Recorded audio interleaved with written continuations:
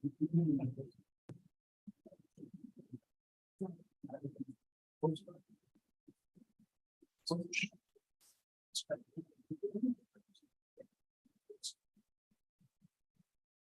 right, you're on live. Okay. Thank you. Okay, good morning. Welcome to the September 21st meeting of the Raleigh County Commissioners. Let's stand to the Pledge of Allegiance. Pledge allegiance to the flag of the United States of America and to the republic for which it stands, one nation under God, indivisible, with liberty and justice for all.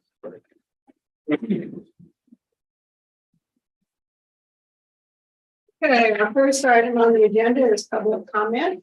And seeing some people in, oh, David. I don't know if anybody else on. Yeah, well, David, go ahead and then we'll get to. Good morning, Commissioners. David Adams, EMS Ambulance Director. Wanted to give you a quick update on our North County building, our ambulance station.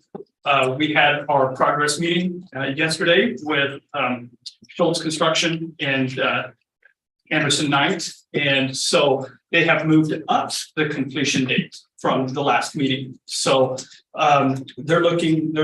we've got a meeting set for October 9th for the architect owner walkthrough. So, which was supposed to be the 14th as of last month's meeting. So we're up to the 9th. And then we should take occupancy or control of the building on or about October 12th. So they've moved it up basically a week.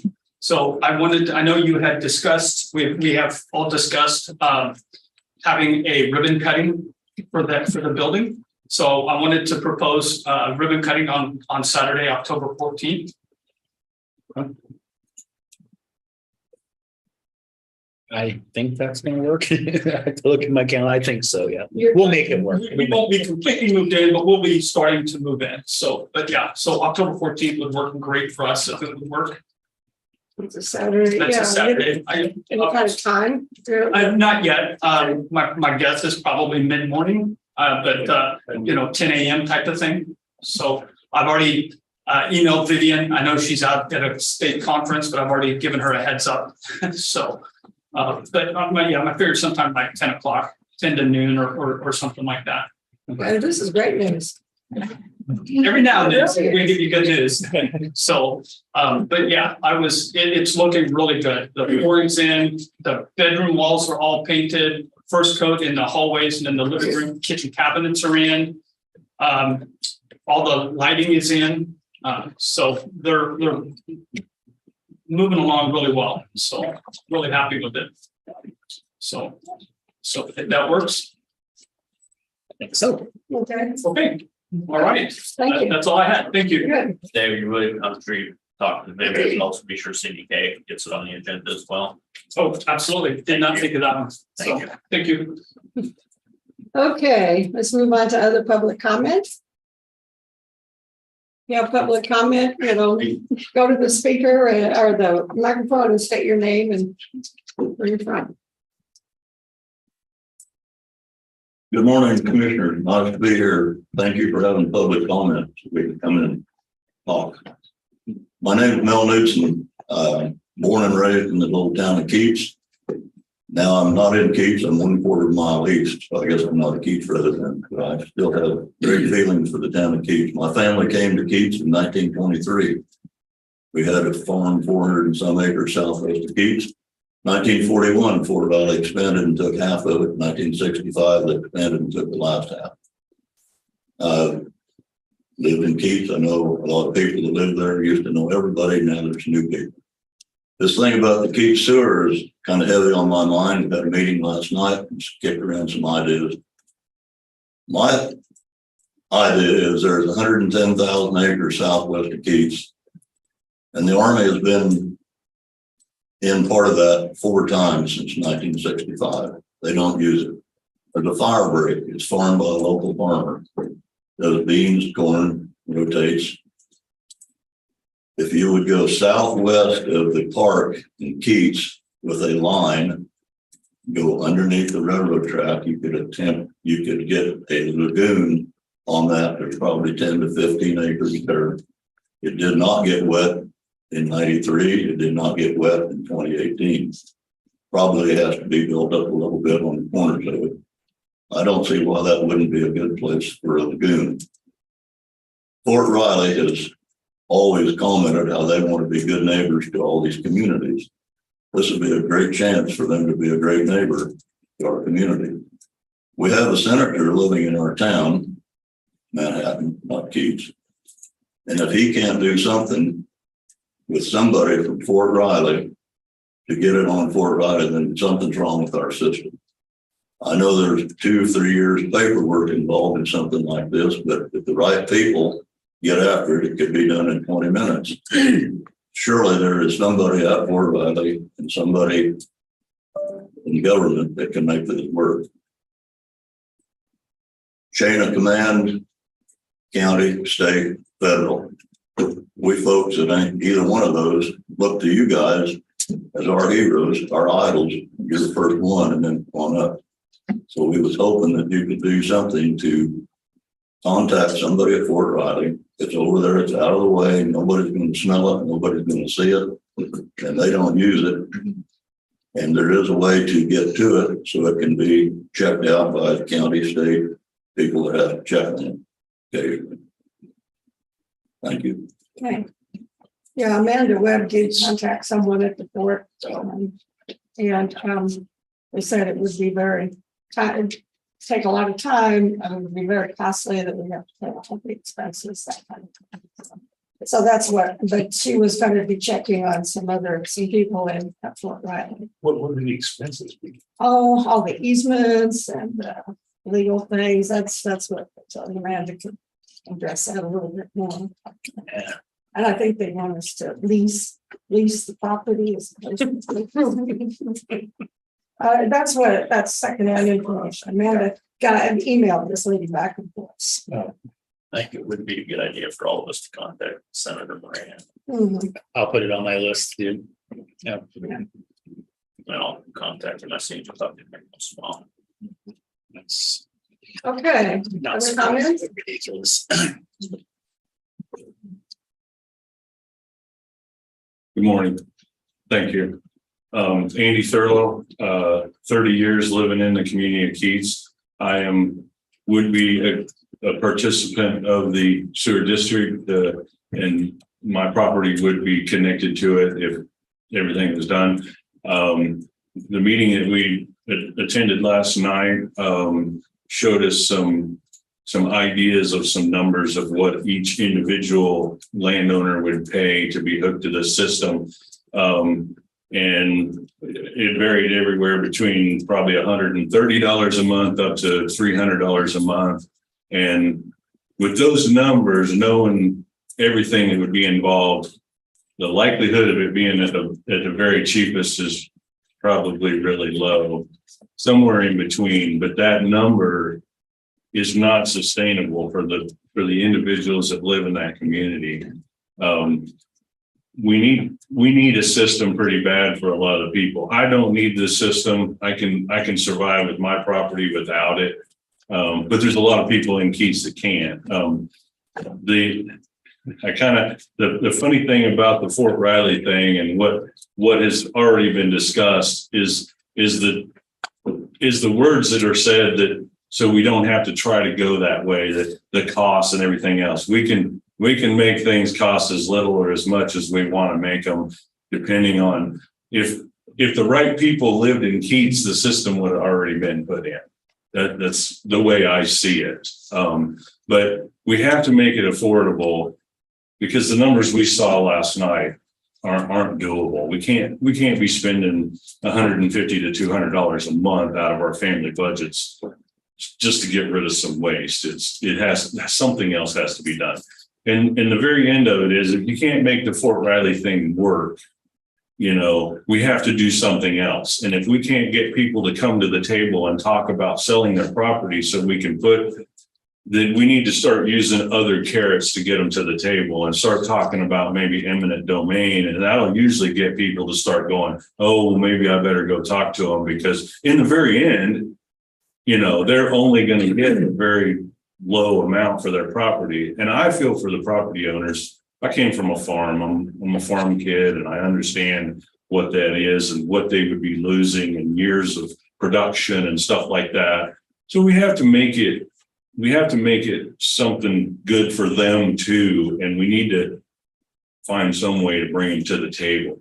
And sometimes, you know, a little coercion can get people to the table, because I feel like we ought to look at, you know, paying them more than just what the acreage is worth today, because they're losing a lot of years of production from that land or whatever they might use that land for. And there is a big buffer zone around it. There's certain things, even though, you know, you might want to put a house in somewhere or something somewhere down the line of a kid or a grandkid, or sell off some of it. And that's all part of it. So, but we need to do some things and get this thing going, because every month that goes by, it seems like the cost just explodes a little bit more. We've gone from, you know, like 2.1 million in the beginning when we talked about it. Now, last night, the high number was 4.7 million, and it's not getting any cheaper. So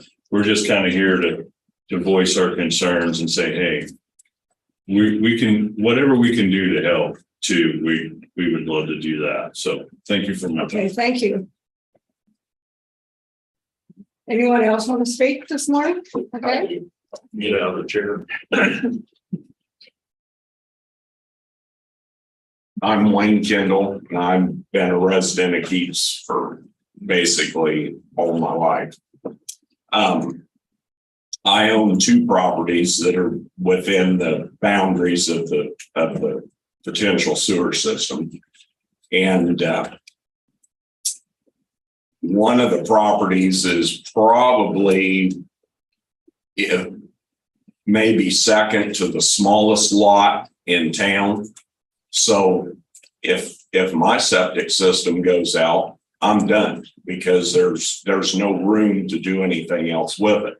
And I don't know if the planning and zoning would be able to come up with a Band-Aid, you know, to get you by again, which they have done for, you know, several properties around. But, you know, if this comes down to, you know, to where people are having to leave town, you know, what are we going to do?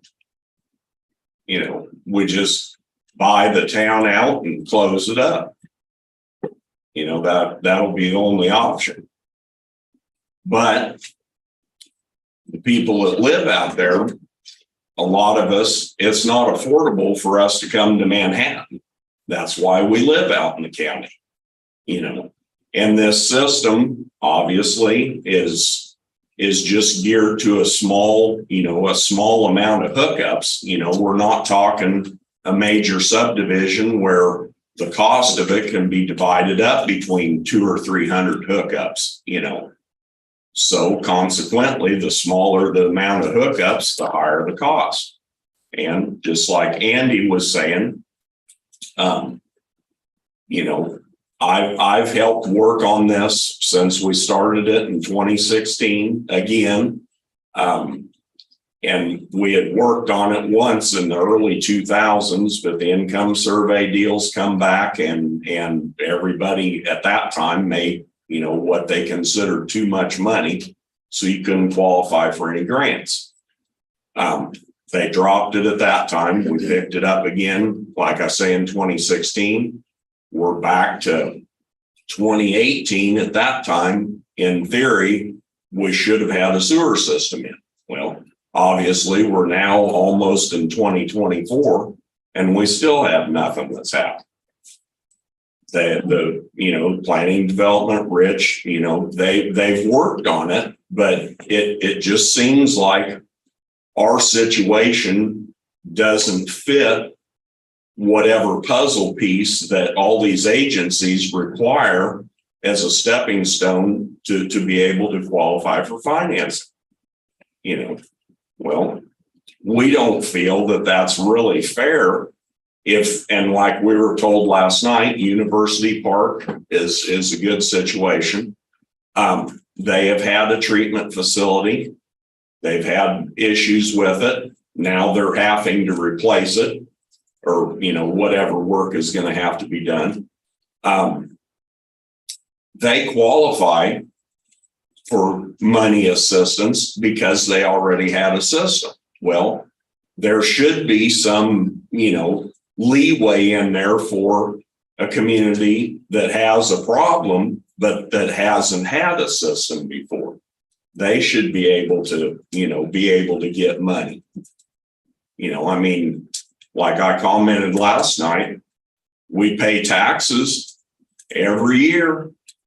That money gets distributed, the county, the state, federal, whatever. Well, how about we've helped all these people around the country pay for their infrastructure? Well, how about it's our turn to get some help? So, yes, that's all I have. Thank you. Thank you. Well, and that project for University Park, it was because they had a project. We haven't had a project to present. Those look good on our, when we apply for grant. We presented last night, we presented like guesstimates of what the cost would be, not only the infrastructure, but the monthly cost. Manhattan, so those are the numbers we talk. We'll get you. Craig is going to get some copies for so, okay. Any other public comment this morning? Okay, seeing none, we'll go to commissioner comments. Okay, yesterday was a monthly meeting of the juvenile facility over Junction City. There's 15 counties in that group that supports that, and every quarter we meet in a different one of them. Just this month was in Jewell County. It's a drive out there. Those guys usually have to spend this way. We figure go out there, reviewed some of the policies and revised the drug policy to institute a random testing of the employees because there wasn't one in place. There were questions about whether drug tests are allowed on the juveniles, and they're looking into that. We're not sure what the state rules are on that. And then the state passed a bill requiring the juveniles in detention receives mental health therapy, and the state's going to pay for it. Of course, their thoughts were, how long? We'll get it all implemented, and then they'll pull the funding. But they're as cynical as we are. And then we had a long discussion about some complaints that a commissioner had heard and how they needed to be handled with the board and the director. Kind of got a plan in place for how those things should be handled. On the way back from Mankato, I stopped at the new ambulance station meeting. The progress meeting was done, but everybody was still around, so I got to go through and look at it. And like David said, it's made a lot of progress just in the last 2 weeks. It's really looking like something inside. And he was saying also once they start grading, there's that big pile of dirt in front. Once they get that knocked down, people really we're going to see them finally got that siding, that last bit of siding that they couldn't get showed up, and they were starting to put it on yesterday. So the inside's looking good, but now the outside, which has been half finished for a month and a half, they finally got the rest of the stuff finished. So it's looking great. We'll throw with it. That's all. Okay, that's it. Okay, Commissioner Ford. Yes, Monday afternoon, attended the September meeting of the Riley County Law Board, which was held over at Keats Park and Keats. Probably the quickest meeting I've been. It was about 8.5 minutes long, and I felt really bad. Mel provided us with some really good food, chicken pot pie and biscuits, and so it wasn't even sandwiches for lunch and everything. Good stuff. So the meeting's all going to be out there now. I was going to actually bring that up, particularly if you're going to provide chicken pot pie. Yeah, definitely. I felt kind of bad that the meeting was so short due to everything, but it's good to get out into the county just in general. Wish we'd had service to be able to do live stream, but fortunately I'm going to be on a call this afternoon discussing that. So amidst sewer issues, maybe we can at least get you some fiber out there so you have internet at least. along with what we're working on. So we did get an update from Dennis Cook in the Community Advisory Board. There was no executive sessions. And like I said, it was, I think, literally 8.5 minutes long. So, yeah. That's probably the shortest one, right? I am going to be pretty close to saying, if not top 5 for sure. But like I said, I felt bad considering. So, but appreciate the hospitality for sure. Tuesday afternoon, I attended the monthly board meeting of the board of directors for the Manhattan Area Chamber of Commerce. Some of the items of discussion there was just an update on membership accounts and the financials through August 31st. The chamber also discussed what their federal priorities are here locally and their upcoming trip to Washington, D.C. to discuss that. Next came a pretty in-depth conversation on a shop small campaign that they're going to try this year in and around the holidays. Surprises, giveaways, something. It really sparked some conversation there. We'll see how that kind of goes. Jason Smith, who's the president and CEO, discussed the annual board retreat, which is going to be in Kansas City, as well as the upcoming AUSA conference that will be in Washington, D.C. The board retreats in Kansas City, just to mention. Both of those are happening next month. Heard several local updates, including progress at the Wareham Hall. And I'm going to give each one of you one of those from Blade. Happy to report they're halfway through their fundraising. Enough so that they'll be able to start construction sometime probably late spring, early summer on that project next year. So yeah, very, very impressive work from those guys. I guess just right behind us here. So got an update on the Midtown project in Aggieville. There will be some movement coming on it here shortly.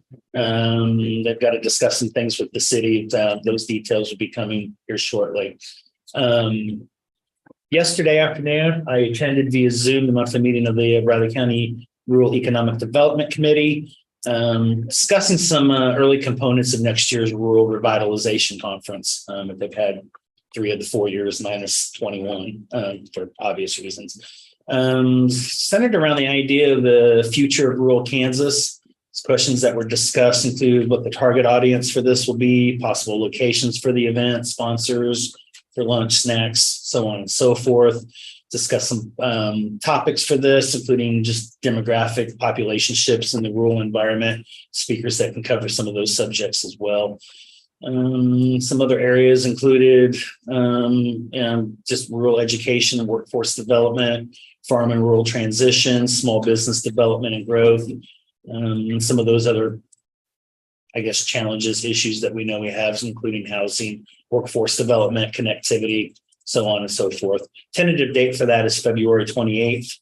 I do say tentative, probably depends on what's available for locations. And just lastly, I'm going to give a reminder that the submission deadline for this year's I Love My County, because our competition from NACO with the calendar is Friday the 29th. So a week from tomorrow, I believe. No short notice. I'd love to see somebody from Riley County enter and possibly win. Might provide maybe some kind of a donation or something too if somebody wanted to do that. It is open to all youth, grade levels from K through 12. You just have to submit the artwork, and just explain what you love about Riley County, which there's plenty to love about Riley County, right? So winning artwork will be included in that 2024 calendar that I just mentioned, with a month's, your own month featured in there. It'll also be in NACO's County News and highlighted at the 2024 annual conference, which is in Tampa, Florida this year. So that's all I got. Okay, great. Well, my notes are a little short today.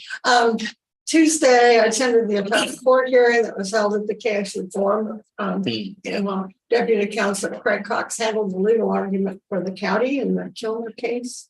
And it was really interesting. I've never been to an appellate court hearing before. I took a lot of research and went back through all sorts of court cases and statutes, and it was really interesting. Craig did an excellent job. So I'm not for sure what is it. They have 30 days to make a ruling, or what is it? they try to get their rulings out in 60 days. That's a guideline. It's not a hard and fast rule. But when I was looking at the calendar, that puts it right before Thanksgiving. So I imagine they'll try really hard to get it out before, because if they don't get it out before then you run into the holiday period, that may delay things a bit. But so I think there's a good chance we'll get it close to that 60-day time frame. But I make no promises because I'm not the one doing it. Yeah, Shelley was there and so we sat together and watched the whole thing. It was really interesting. So that afternoon, I met with Amanda, Craig, and Shelley in the planning office to discuss the upcoming Keats community meeting.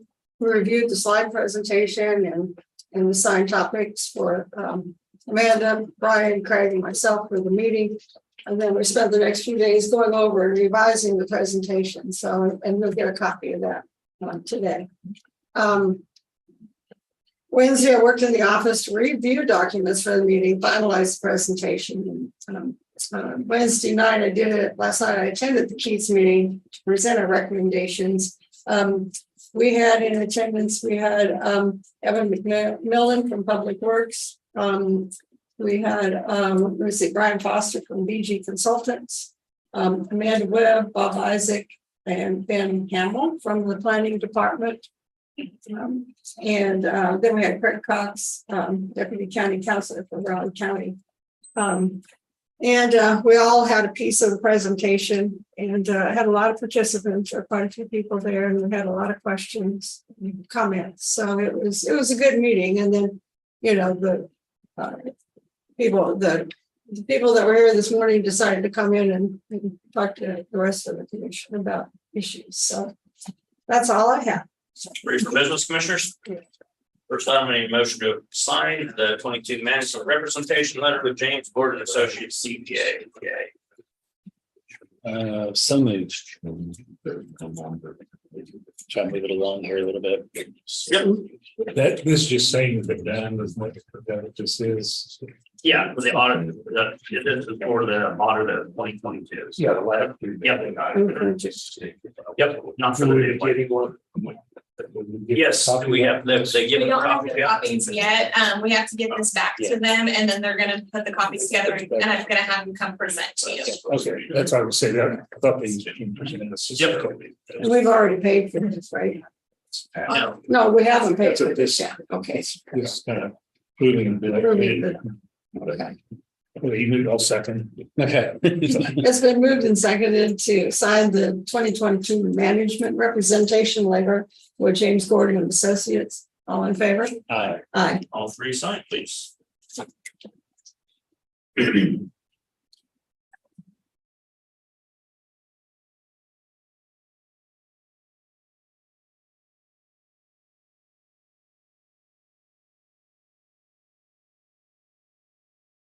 Never ending paperwork.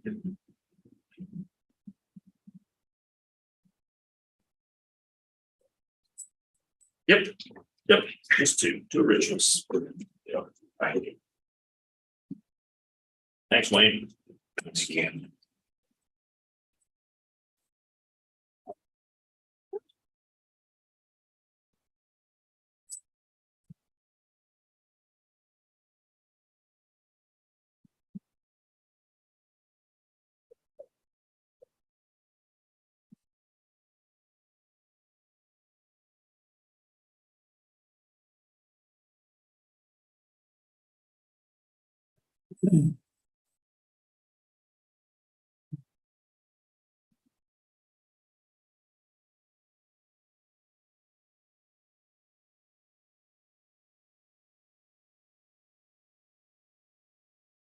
Get a motion to approve the Riley County Sugar Leave Request Form. Make a motion to approve the Riley County shared leave form. Second. So moved and seconded to approve the shared leave request form. All in favor? Aye. All three sign, please. Yeah, we do it. Oh, that is- Looks like it's all one department here too. Yeah, there's gonna be a bunch. What happened this time? Yeah. Unbelievable. It's that time of the year already. Let's see.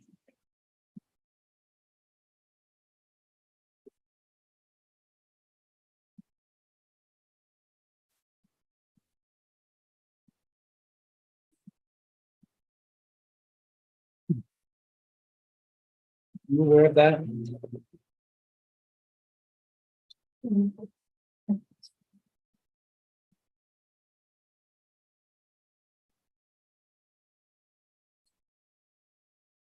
Yeah. Yeah.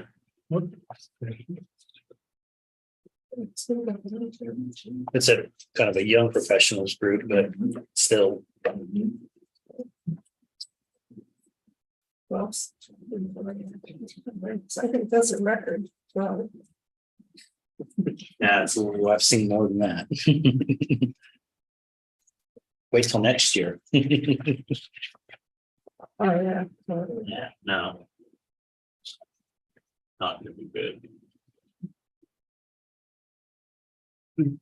We just have to use for the new ones, once Yeah. they're returning, they'll have to go through that, right? If they're still active, but it depends, they know who's an active worker and who's not, so, yeah. Go ahead and proceed with the executive session, and we'll catch up with business commissioners. Okay. I'm gonna go ahead then and move that the Board of County Commission, including Chairwoman Foki, Vice Chair Ford, and Commissioner McKinley, along with Shelley Woodard, Deputy County Counselor, attorneys for the commission, recess into executive session pursuant to the preliminary discussions relating to the acquisition of real property exception to the Kansas Open Meetings Act to discuss the potential offer of purchase in the open meeting to resume. We're going for 30 minutes. Yes. With the meeting to resume the county commission chamber at 9:30 a.m. Craig Cox, Deputy County Counselor, and Amanda Webb, Director of Planning and Development, will be present during the portion of the executive session to provide factual information. I'll second. It's been moved and seconded to recess into executive session until 9:30. All in favor? All right. Aye. Did you get green?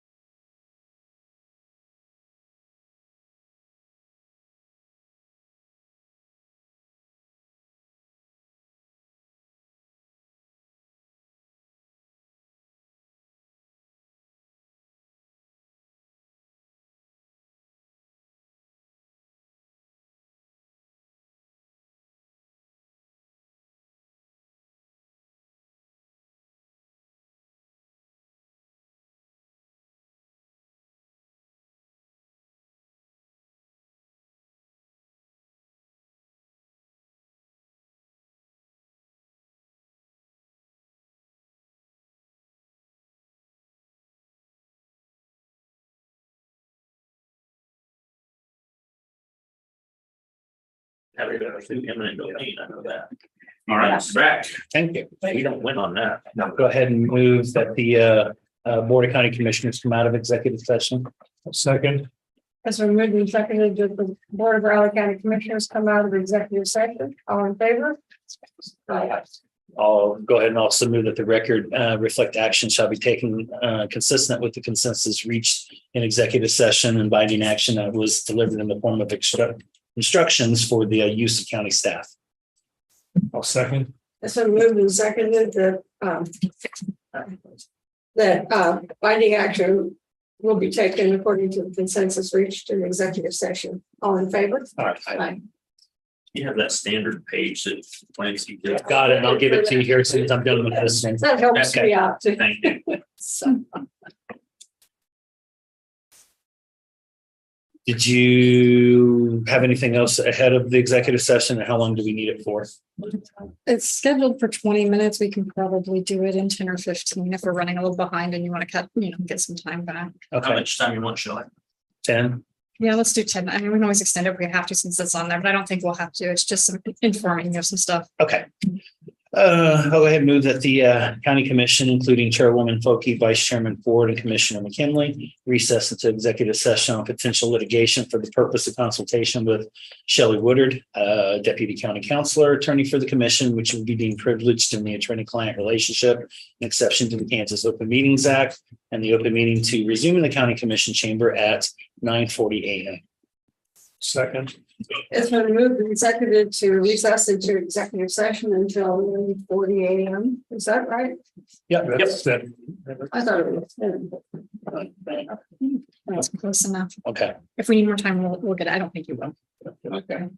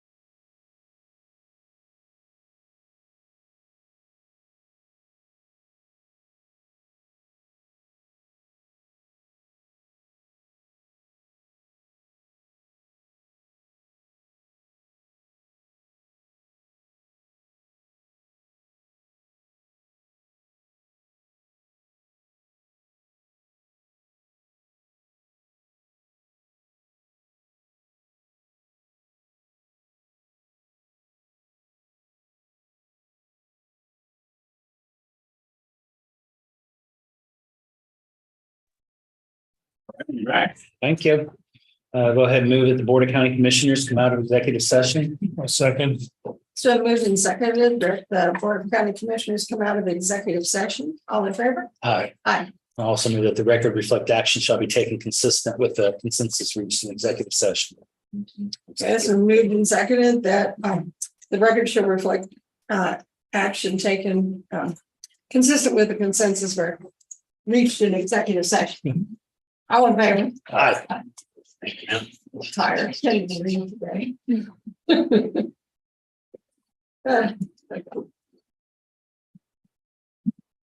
Billy, do you have anything else? I did not. Go back to business commissioners? Yes. Next.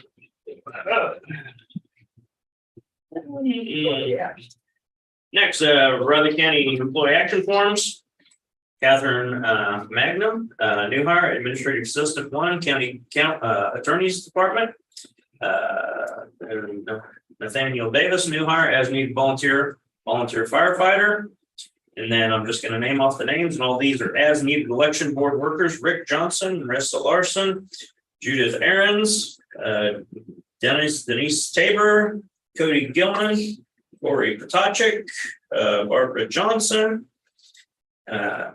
Alicia Daly, Sabrina Navares is a elections clerical assistant in the election department, and Ava Moden is also an election clerical assistant. Please sign all three of them.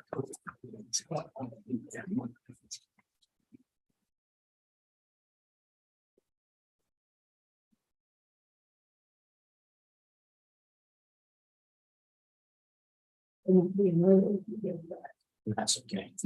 That's okay.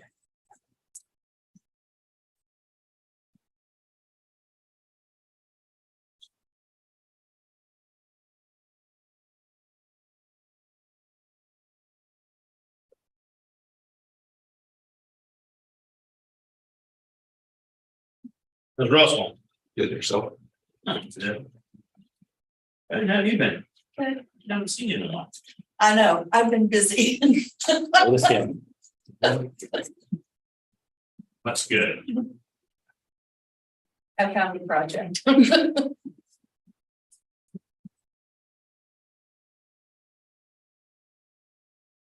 Mhm.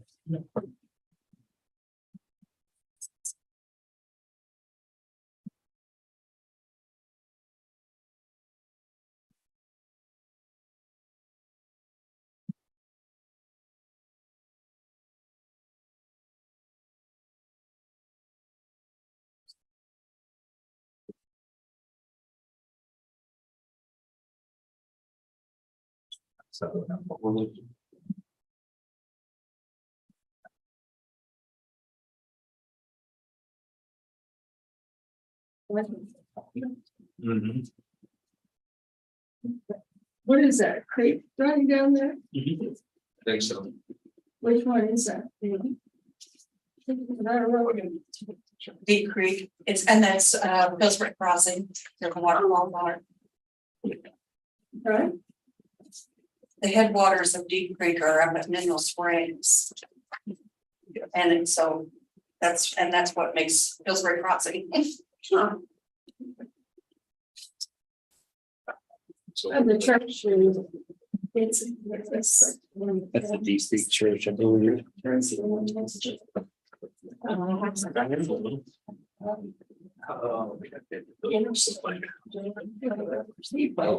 Maybe a board. Language at their time. Okay. Maybe. I gotta sign these. Says Gotcha. station. Big deal. Too bad all those railroad stations, the railroads pulled out of those areas.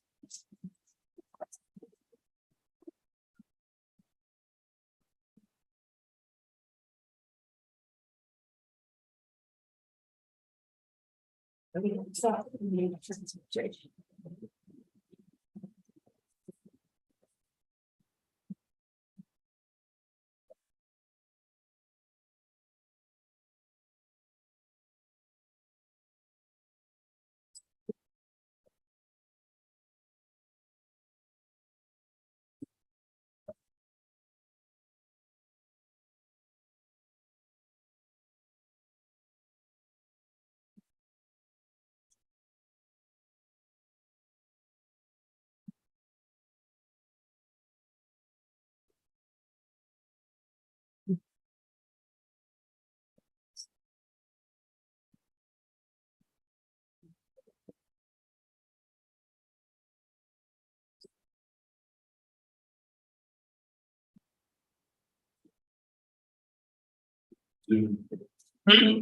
So there people can zoom in if they want to look at it.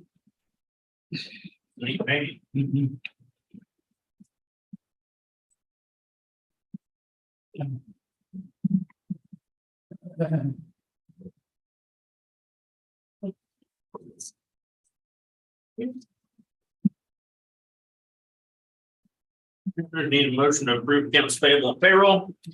Yes, we'll make a motion to approve payroll and accounts payable. Second. So moved and seconded to approve payroll and accounts payable. All in favor? Aye. Aye. All three sign, please.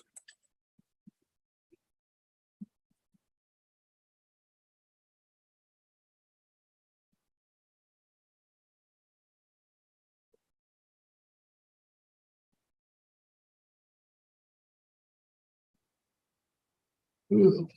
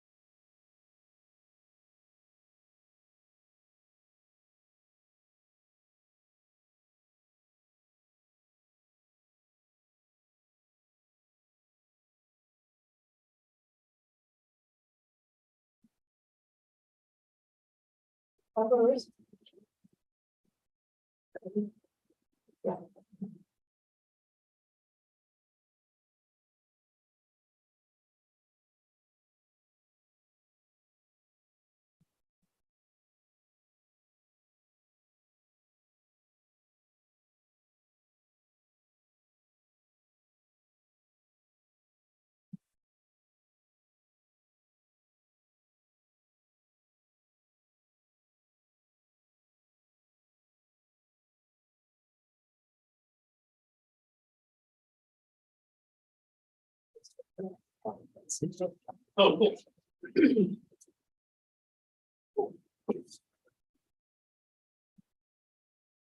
Morning, John. Good morning. How are you? Doing pretty good.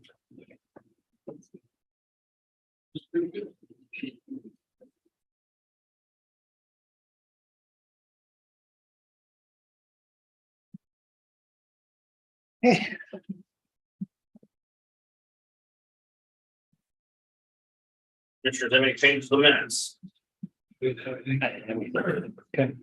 Go ahead and then make a motion to approve the minutes as written from the September 18th meeting of the Riley County Commission. Second. So moved and seconded to approve the minutes written from the September 18th, 2023 Board of Riley County Commissions. All in favor? Aye. Now that any of this minutes to commissioners. No. Good. Any items for next week's press conference? Don't have anything. No. Yeah, thank many, just let me know. Next you have then Suzuki up at 9:50.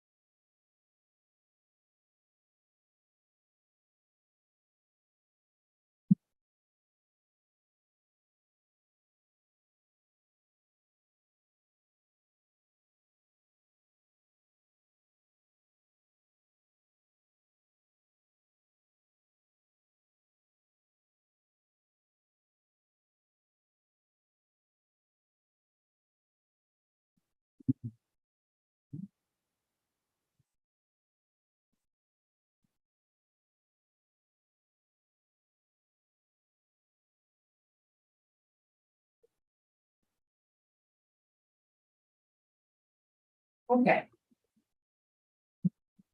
Morning, Commissioners, Russell Stuckey with Riley County Fire District Number 1. I have Diane Hugler with me, representing the Friends of the Zedale Community Organization. And they propose to put a mural that they've got a grant for, to have a mural put on the north wall, the exterior wall of the Zedale Fire Station, Station 101. And as I passed around to you there before, there's an example of what is proposed. I think Diane said she talked to the artist and they're going to enlarge the building just a little bit more, so they're a little more prominent, and add the Pawnee Trail. And I think the buildings represent the train station and an old hotel that was at Mineral Springs and the church. No, that's the old school that was at Zedale Oh, the old Zedale School, and I don't remember what the other. and the Taper Valley Schoolhouse. And I might correct you, it's on the west building or side of the fire station. The west side. Yeah, the alongside it. So as you drive down the highway. Okay. Oh, so you see it as you came up. So you see it coming from the west, but Yeah. not east. Gotcha. So I don't know if the commission has any questions or concerns. Great idea. You know, I just, in the future, who's gonna be responsible to keep it up and maintain it if it needs to be fixed or repaired or whatever? The community will. Okay. Yeah. Fine by me. Looks good. I got it. So you're gonna, bring back to final drawing more like a it started. Well, she's gonna start painting on October the 7th. Oh, okay. And so was supposed to be the final, but Okay. she just, and Russell gave me a good word when he sent me his opinion of it. So he said it was very plain. And I had kept telling her, we need the buildings bigger Yeah. and stuff. And she's, but then right out of proportion, I said, we need the buildings bigger. Yeah, And like so the the train word station. plain was a good word. Well, the train station, perspective wise, it should be a little bigger. Should be bigger, yes. And then like there's a log cabin in there. Yeah, I saw that. That is still on the hill where it was originally built. It Okay. was found inside of a house. And so, I mean, you don't even see it. And then they're on top of the hill under Mount Tabor over here. There is a cairn which marks the Pawnee Trail, but it was a mark that the Indians left. It was a piling of rocks, and they're called cairns. And so it needs to be emphasized a little more. Yeah, So. yeah, it does look a little plain. I agree with And that. then we'll have a kiosk that will describe what these areas are and tell about other historical points of interest in the township. That sounds really good. Okay, good. So I don't know if we need a motion from the commission to approve it, or we're just. Probably would not be a bad idea. Agree. Yeah, since I put it on our building. I didn't offer a motion, but. I'll go ahead and make a motion to approve the proposed mural for fire station 101 at Zedale. Second. It's been moved and seconded to approve the proposed mural for fire station number 101 in Zedale. All in favor? Aye. Aye. Thanks, Commissioner. I was asked to get a picture with the mural with you guys from Vivian. She couldn't be here and Oh. she emailed, so that I ran back down because she emailed me and so I was trying to catch you before it ended. So we could do that. There. Sure, yeah, and have her, you guys want to stand there with them. I assume you want this. Yeah, No, where do you want me? In front of the Yeah, or You- over there with the, We'll let you sit out front and just hold it out.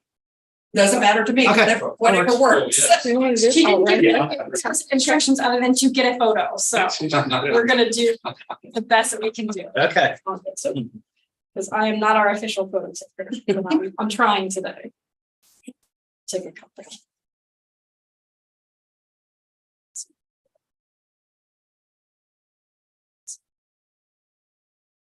Hopefully one of those will work. Thank you Okay. very much. Okay, that's nice. Thank you, thank you. And if anybody would like to paint, come on out. Yep, next one's at 10. Gary, Pike at 10.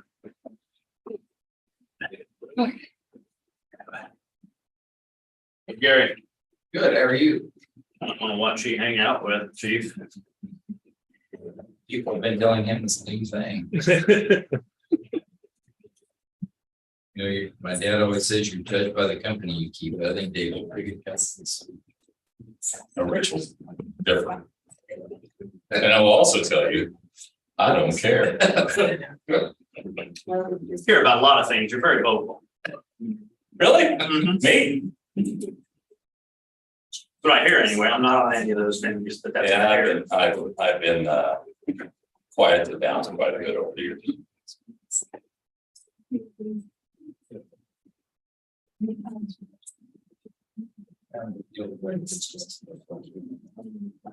Yeah. Yeah.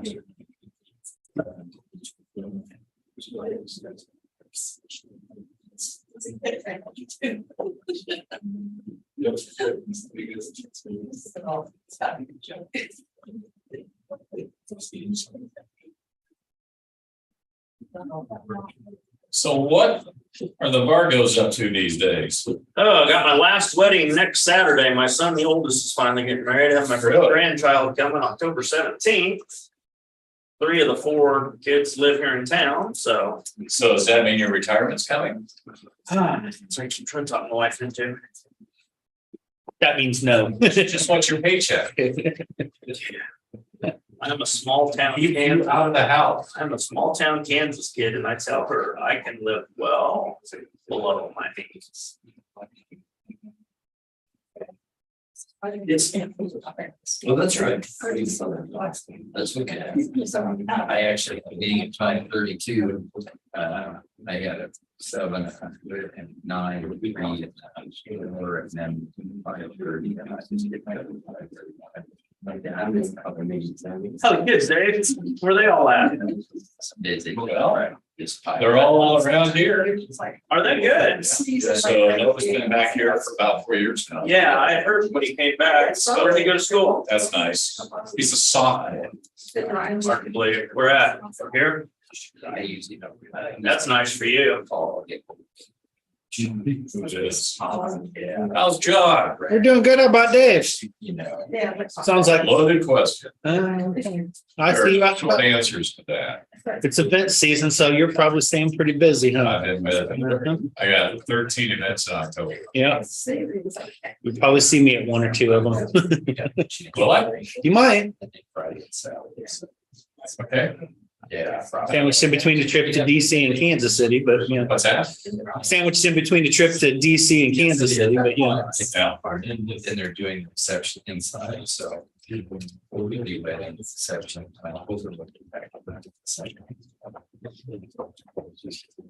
We'll get the note for tomorrow at 10:30. Sorry. Probably.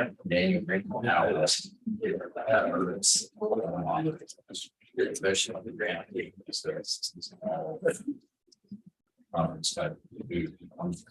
Yeah. Yep. Okay. Calendar. There's 6. Very good. Next week, get help here to. That next time. Last weekend I was in Kansas City. That's a big. Tuesday, we had to go see and get some pickups. It's 2.5 hours. Yeah. Yesterday I was in Mankato, it was 2 hours. Yeah, so. Oh, goodness. Yeah, road will figure this week. I said, I told him, yeah, I'm not leaving. I'm going to go part of the day. So yes. Fair Gotta enough. go to the game this week. Changes. See what it's about. The weather's- I like it. Jan, my granddaughter's studying. We've got some. No, our first team defensive backs look bad. We were just talking about running out now, this our secondary, they really exposed Well, this. yeah, it rains. Yeah. Well, Yeah, but that last year. that receiver they have. So. Yeah. There'll be a ton. See there, Yeah. but the rest, guys I was with, they all left. and went. You should have gone last. Watched it on. Watch it on TV, that's what. And I hung out there, waited to get back out. He's projected that next year's Yeah. draft to be like almost 6 or 7. Exactly. Normally, Pine Howard, totally great. did they ever They say? never said. I forgot. He was camping around. I'm surprised he didn't just. They say he may not start. No, I don't think he will. Helen. That's what they said. Somebody said, you know, because they never even said whether it was an ankle. Or something. Yeah, they never. Somebody said after one of the, yeah, somebody at one of the press conferences, they said when he came in, they thought it looked like a sneak, he just kind of walked with a stiff leg. I don't know, but I think. Ward's out too. Knees. Ward's out. Yeah. More just like just be nurse, Dan Green sort of saying, I said he was really nice. I've Really polite. Yeah. So. He's a pretty stout kid. I mean, Yeah, even with the rest of the season, Missouri. somebody might. I thought that was a heck of a hit. I did not realize he got hurt on that play. Yeah. That was the sack you and I were Yeah. talking about Yeah. on Monday. I was like, the heck? I didn't know he got hurt on this play. It got the clothesline quarterback, and that's what happened. He reached out with that arm. Yep. Too much pressure on that fat guy. Oh, that one did it. That one was, they're playing pretty rough. Anybody catch the Monday night football game, the knee injury to Nick Chubb? Oh, Commissioners, you ready for Gary? went back up and backwards. It was horrible. Right. Which game was that? So, good morning, commissioners. Cleveland and Pittsburgh. My guest, obviously, it needs no introduction, but Dave Lewis is on the Fairgrounds Task Force. And that's what we wanted to talk about, because we just had our meeting yesterday morning and we came to kind of a consensus conclusion. So we're going to play tag team here. And one of the things that we've been meeting since May. We've met monthly, with the exception of, I don't think we met in July, but the foundation has posted the last couple of meetings out there with breakfast and stuff, and that's gone really, really well. We've had good attendance. We've had a lot of discussion. I made the comment that I thought we were treading water, and Dave says, no, we actually have made some progress. But we talked about the site out at Public Works. We talked about Fairmont Park, but given the fact that it appears the city has no interest in selling their portion or buying the county portion rather, and the fact that trying to raise money through taxes is not popular, and some input from some of the other parties that aren't necessarily on the task force, we think should be. So Dave, do you want to expand on that? No, okay. No, I'm fine with that. First, Commissioner Ford, thank you for asking me to be a part of the committee. Appreciate it. Commissioners, this is, I know that you probably have gotten a lot of feedback, and if you were at the fair, you probably had some experiences and brought back some perspective on, where the fairgrounds is, what it needs, and what the potential is. We've looked at things from a lot of different perspectives. Gary made mention of the K-State Foundation, and they have become a player in a different aspect. One of the things that, when Commissioner Ford and I first spoke, I talked to him about a plan that when I was on the commission that I had worked with then County Parks Director Rod Meredith on expanding moving the county fairgrounds out toward the county shop site with the idea of creating a agriculturally based events complex. The Chamber of Commerce and the Convention and Visitors Bureau did some studies on this. It shows that has the potential economic impact in $20 to $30 million, because that is the possibility with something like that creates a home for a lot of events. There's a stretch between Oklahoma City and Lincoln, Nebraska that there's nothing like this other than the state fairgrounds. But a lot of organizations don't want to go to the state fairgrounds because they don't have the hotels and the restaurants and a lot of the hospitality things that are important for something like that. That potential still exists, but the reality is money. And this is where, we struggle in trying to figure out what is our most equitable situation. I do believe strongly that the potential for what an agriculturally based events complex has can be very beneficial to our community. I think that it has the potential to draw a lot of folks who love the idea of it being near Kansas State University in a unique setting in the Flint Hills. I think that there's a lot of potential for a lot of interest in organizations and events coming to that facility. I kind of see that as a long-term approach. And I think that this is something that within our organization, this task force, I think that there's a lot of merit for that. I do, and we do understand also the financial aspect. You know, raising property taxes, increasing sales taxes, none of those are popular unless, you know, you find someone that's got a $50 million check that they can write to help, you know, build some of these facilities. And I don't know of anybody that's in that capacity here as of today, but, you know, the lottery is coming up again Saturday. So, you know, all bets are off. The, you know, if you look at where we are with Seco Park right now, we have 3 property owners, and we have kind of like an agreement where we all kind of work together and play together. The city has a master plan for Seco Park. And I don't think that the city has really shared any of that interest with anybody at Riley County or with USD 383. And I know that comes as great surprise to you. But there is some encroachment from what some of the city's interests are in developments with Seco Park on county property.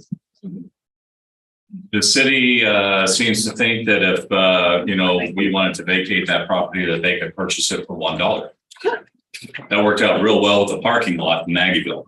But that is I'm sorry, did I say that out loud? This is being recorded, right? Yes. But you know, there's, you know, when Seco Park was built, there was no residents out there. No. When Fairgrounds was established out there, there were no residences out there. Parking is a big issue. Growth is a big issue, and Gary's talked within the task force about the carnival that we have. Like to have a bigger carnival, because a bigger carnival means more revenue.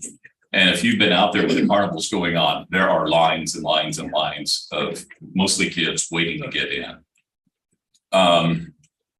Get on a ride. A bigger carnival is, I mean, we're fortunate that in Riley County, we have a fair that is successful. There are a lot of fairs, and I work with a lot of fairs throughout Kansas, and I hear a lot of stories because I'm part of the Kansas Fairs Association as well.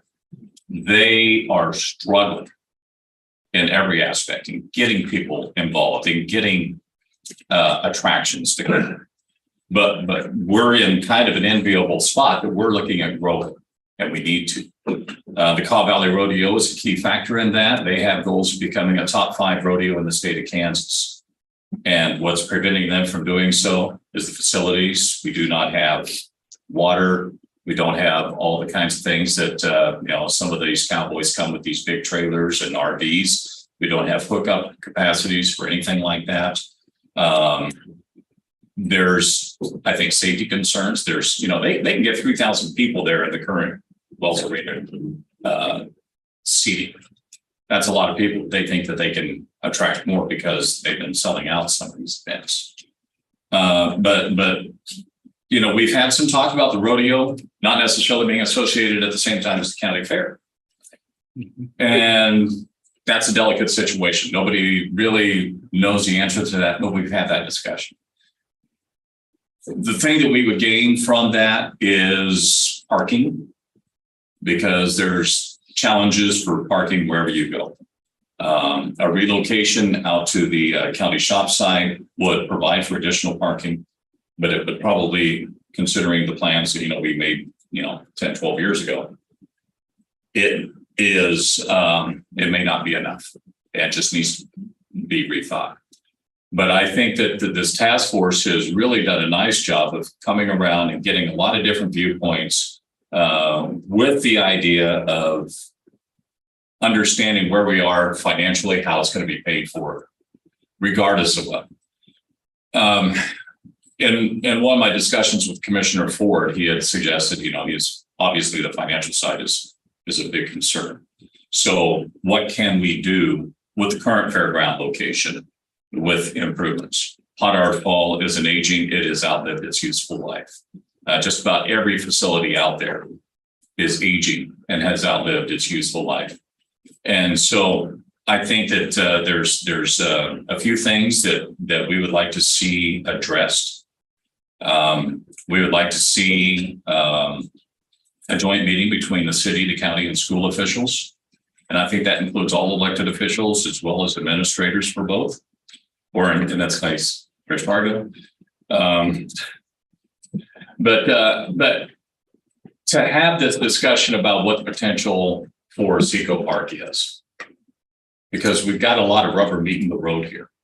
And that is something that it would be a very delicate conversation, but it's one that needs to be had. The school has interest in that land, and I think Manhattan Technical College also has interest in that property. It appraises somewhere between $6 and $8 million, not $1, but $6 to $8 million if it were to be on the market. And so that money would be a tremendous lead into whatever transition to another location may be, but it wouldn't resolve what maybe in reality the more financially best interest of the county and its voters to maybe revamp a lot of what is going on at Seco Park. And so what the recommendation is for the task force, which is what it was created for, correct, was to come up with some kind of a solution. And after talking about all these issues that we've had and the discussions we've had, which have been productive, and we've learned a lot about each other, but the recommendation that the task force wanted to bring forward to the commissioners was we probably either need to revamp this committee to include the city, USD 383, and the county together in a general master plan for the entire park by all of the parties involved. 383 has not really been in the discussion. They've come to some of our meetings. And the city's been represented by Sue Mays, who's been a fantastic member of this committee, but she's on the Parks and Rec board, and we probably need input from city administrators, city council, those kinds of representatives to come together. And then what I think moving forward with this whole process is once this group gets together and everybody kind of gets to know everybody's wants and needs, what they need, what they'd like to see for this thing, is to maybe have somebody from the outside come in who's unbiased, take a look and study and see, okay, you want this, you want this, you want this. What can we do? What can they recommend to us to, if we're going to stay right there, what does that look like? My perspective is the longer we stay at Seco Park with the fairgrounds, the further behind we'll get. I mean, there's a lot of short-term and there's a lot of long-term possibilities. Now, what Gary passed out to you is a copy of the study that the Chamber and Convention Visitors Bureau Commission that has some information about the economic impact of an agriculturally based event center, if that would be built. That's going to be an extremely expensive venture, but it would be something that has tremendous economic impact. And I haven't read this, but are they willing to work on funding to help do what, get some economic impact, get something like This study was done a couple of years ago. Well, yeah, they did. It's been updated 2 years ago, and that's an update. That's just been done like a month or two Okay. after we had our August meeting, actually. So it's been less than a month. But we've also had participation from the chamber in our meetings. Okay. I sit on the CVB steering committee as well, so I kind of advise them on some of the things we've been talking about as well. So they look at it as a big economic Yes. development project. They're in the last, when I was on the commission, the Expo Center was doing a lot of agriculturally based events. They no longer are. The Salina Bicentennial Center was doing a lot. They no longer are because they're privately owned. The Kansas Coliseum has been sold and is no longer an event center. Those are all areas that drew a lot of people for events. and have since, that opens up a lot of opportunity. So, I mean, there's a lot of big picture and there's some short-term picture fixes too. The Shawnee County Fair, once they built those facilities around there, they do the fair at that site, and it's right next to the extension office. The fair board pays $15,000 a day during the fair to have the fair there. There's another factor that I think bears mentioning. If there was to be a relocation, I would suggest that the extension offices move out to that area. And that would help with some of your space needs in the county office building. Especially, I know what your needs are with the appraiser's office and such, but that's probably a little factor, but it is would be a nice positive. The other thing I had, the presentation we got at either governmental luncheon from Wyatt Thompson was projecting that they were going to start with, they already had BHS and Bruce McMillan working on a plan. Well, how is that going to coordinate, and how's that going to with this? There has not been any discussion. Yep. With anybody outside the city of Manhattan. And that's part of the reason why we want to get everybody on the same page, because it was a surprise to us when we saw it the first time. It was right. And I don't think the city, I've talked to Linda Morse after that, and she said this is, hasn't really been discussed. So I don't know if the commission much. I don't know. But we can't keep. Well, I think the park department has some directives from their own advisory board, and they take those initiatives. And then, then those recommendations, just, same process here with the county. You have those boards for a reason, and then they come to the commission. And so that may have been the first exposure to a lot of folks about that possibility. Well, are they going to continue with hiring consultants to move forward on their plan?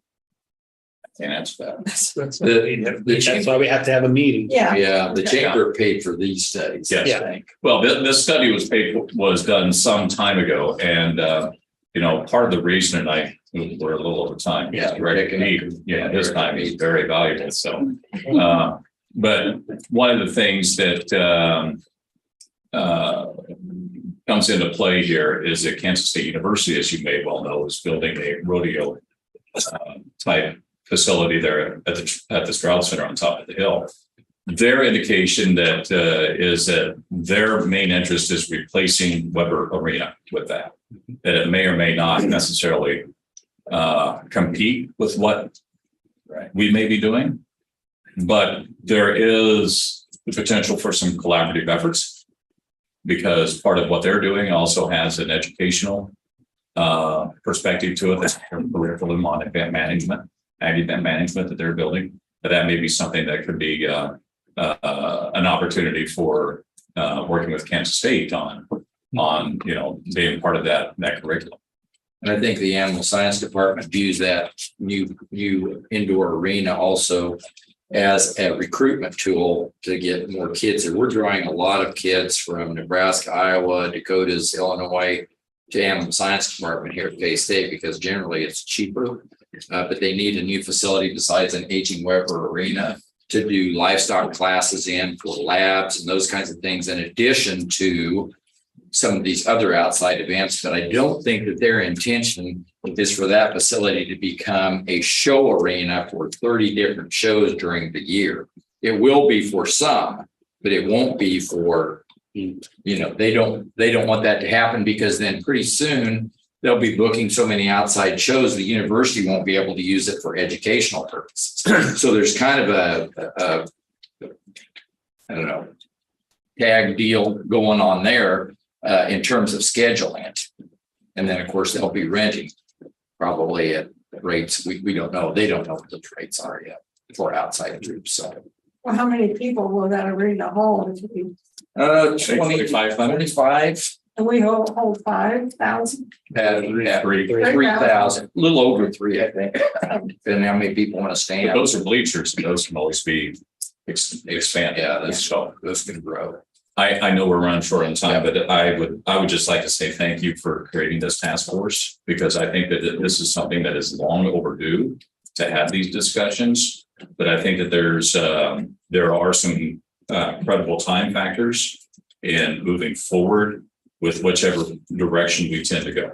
But I do think that it would be important to create a discussion between the three governmental entities about the current status of Seco Park, and maybe just move on from there. And I'd also like to thank Gary for his leadership in this, because he's brought together a lot of really good people, with the recommendations of task force members that the three of you commissioners have made. We've got business people, we've got interest from Caw Valley Rodeo, the K-State Foundation is represented, which has been valuable. I was at first concerned that there was a competitive nature to that, but I think that they have brought some really good perspective, and it's been valuable for us to understand what their goals are and how they don't necessarily interfere with some of the things that we have talked about within the task force. But we've got a great crew. We've had lively discussion, and there seems to be, there's been some very strong interest, and I think everybody's very optimistic for some positives to come. So thank you so much for your time. Mhm. And I appreciate Dave coming with me as a member of the task force. Yes. Just one interjection. I think it'd be nice for you guys to do your presentation at the intergovernmental. That's when all the players are there, and everyone needs to hear this message, because those are all the players at the table that are trying to get. Yeah. Are you buying my lunch? We will, Okay, thank you. I'll do it. because it's not just a city county issue. No, but that's a great opportunity, because, there is a K-State factor as well.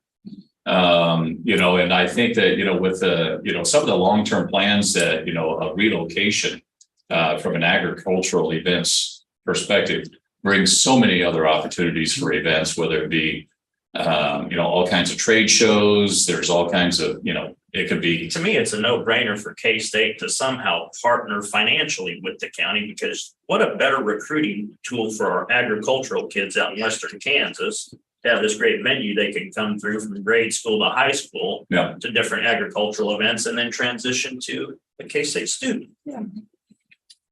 Yeah, it seems to be like a natural continuation of the education process going into the professional side.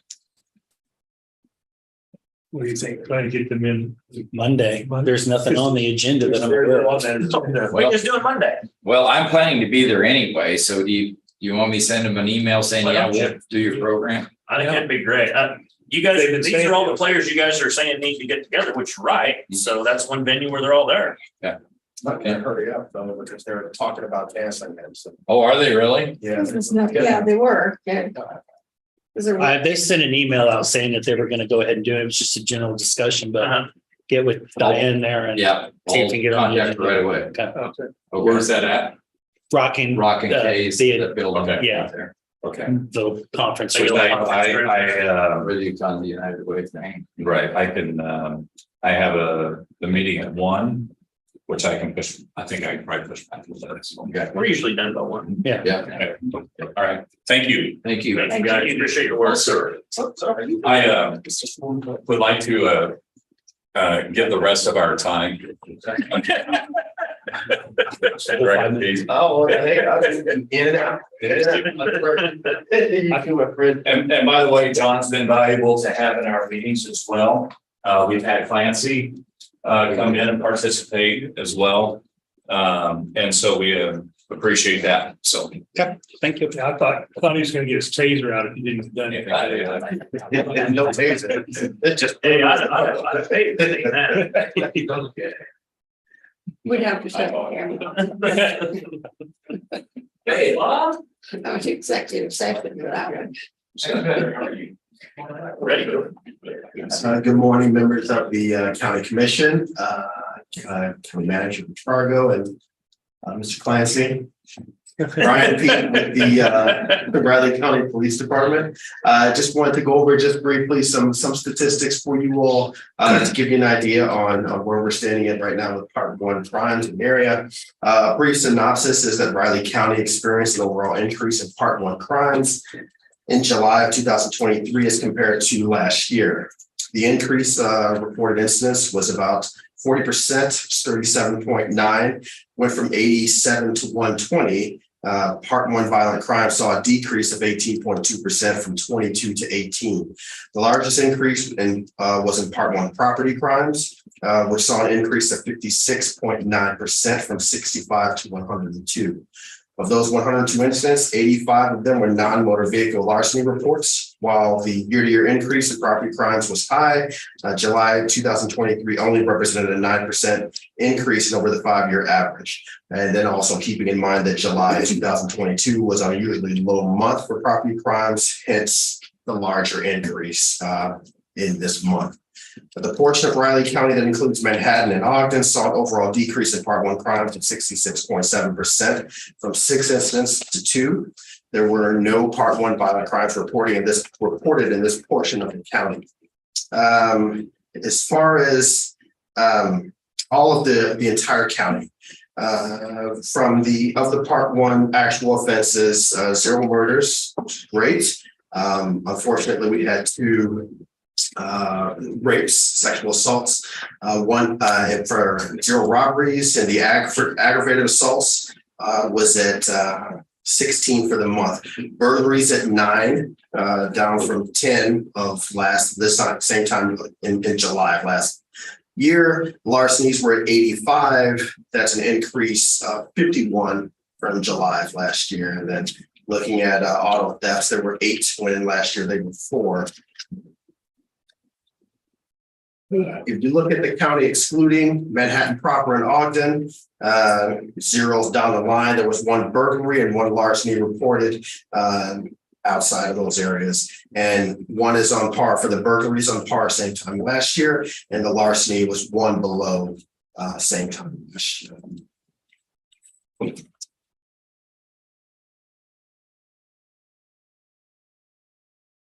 Within Manhattan city limits, the 2 rapes occurred here, 16 aggravated assaults, 8 burglaries, which is up 2 from last year, 83 larcenies, which is up 40 or close to 40 of last year, and all of that's 8, which is up 3.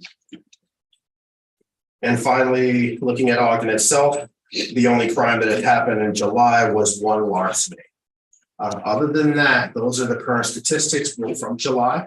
Are there any questions that I could potentially answer for the commission? I'm good.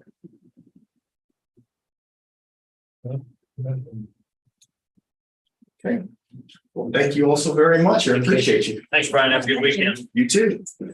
Next, Commissioner, you have Bob Isaac, 10:30. Come on, Robert. Stand, sir.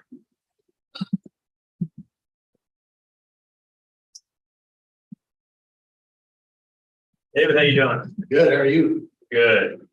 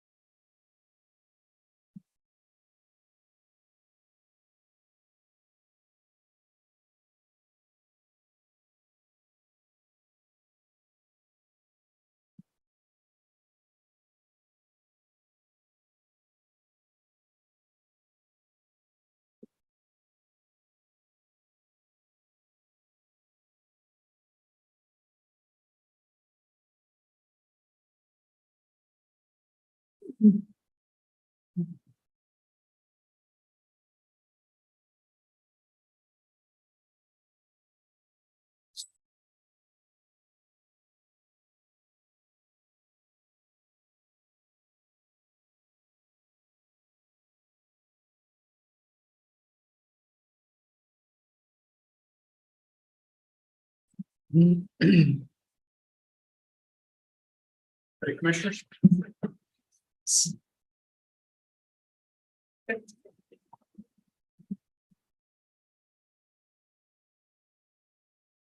Good morning, folks. On behalf of myself and Mason and Alicia Slagle, Barry Wilkerson has made application with Riley County Planning and Development requesting to replat lots 11, 12, and 13 of Vista Acres into 2 lots.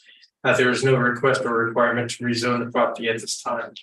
The subject site is generally located at the northeast corner of the intersection of Canyon Road and Tuttle Cove Road.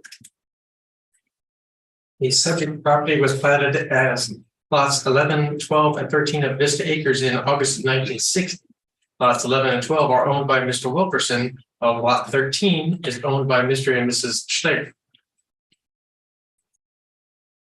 The property has been zoned residential since it was zoned A1 single-family residential as part of the zoning conversion process of 1974.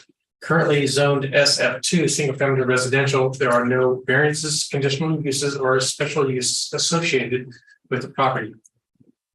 Riley County Fire District Number 1 will continue to serve the site. The nearest county fire station is the Tuttle Creek Fire Station located at 4120 Highway 13. The subject site is located within 5 road miles of a fire station. And this is the final plat illustrating the current and proposed configuration. There are currently 3 lots with lot 11 and 13 developed with single family homes. Lots 11 and 12 are developed as an ownership lot, which means they are combined and contiguous and developed as one. The proposed owners wish to adjust the current boundary between the lots 12 and 13, as you see there. And to enlarge the lot 13. However, the result would make lot 12 too small to meet the size requirements of the sanitary code for undeveloped lot. Thus, the applicant decided to combine these 2 lots into one and vacate the utility easement along that common property line.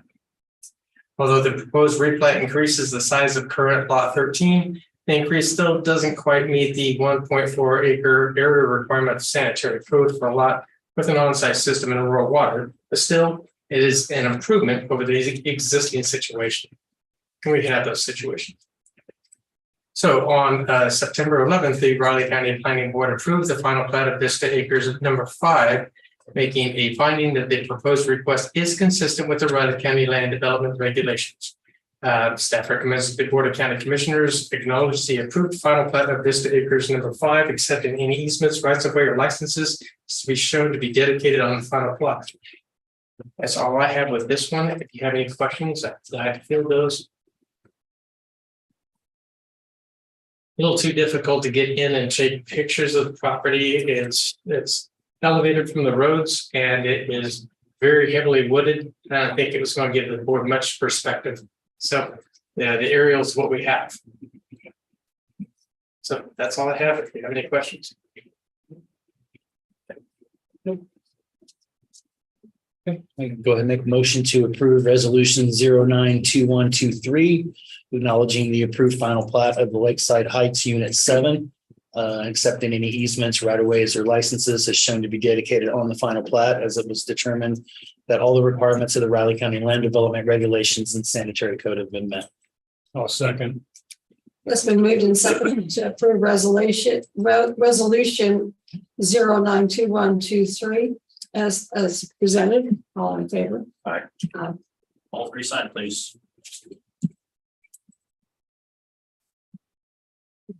And following the next one, we have a Mylar out here. We have 2 actually, just putting 1 trip rather than 2. It's such a long. Oh, it's Make it- long. Back and forth then.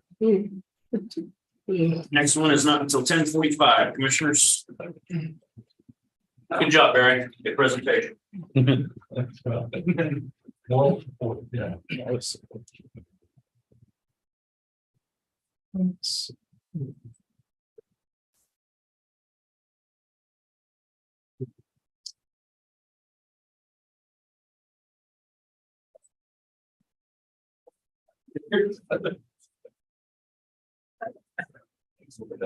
Like all guys, exactly.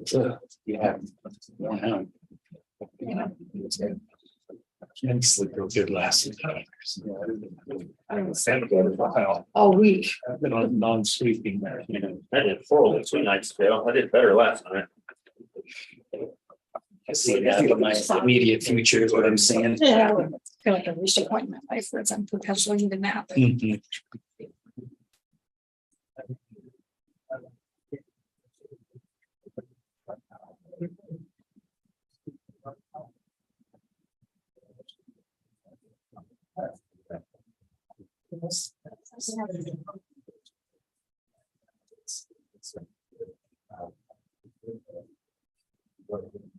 Stretch.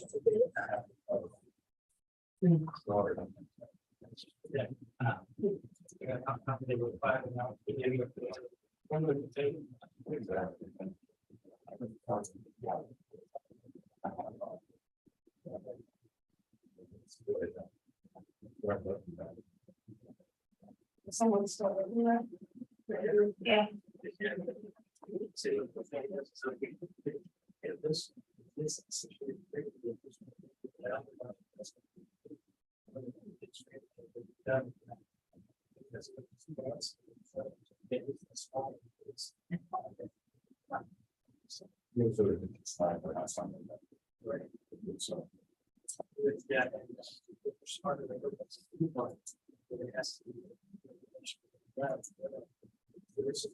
Setting a record actually starts. And then it's kind of very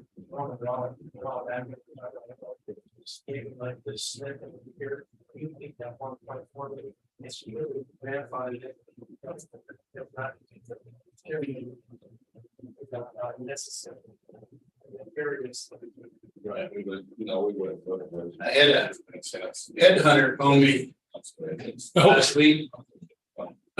Wanted to know if I was interested in a masonry company locally that as an estimator for, anybody hiring? Anybody looking for a job? No, thanks. Don't miss it. Huh? Oh, yeah, I guess, knowing what's going on. Oh, yeah. I knew what, even if we weren't doing it, I seen the plan, I knew they were building, I see a building going up, I gotta go ask, what's going on over here? What's going on? What's that doing? What's this about? What's it gonna look like? I was used to knowing all the stuff going on and now I don't, and we missed that. How long you been out of it? Since 20, since March of 20. Not that long. Yeah, 3 years. I was the last 2 years, I was just half-time. It was for mornings. Yeah. Because they kind of kept back. Is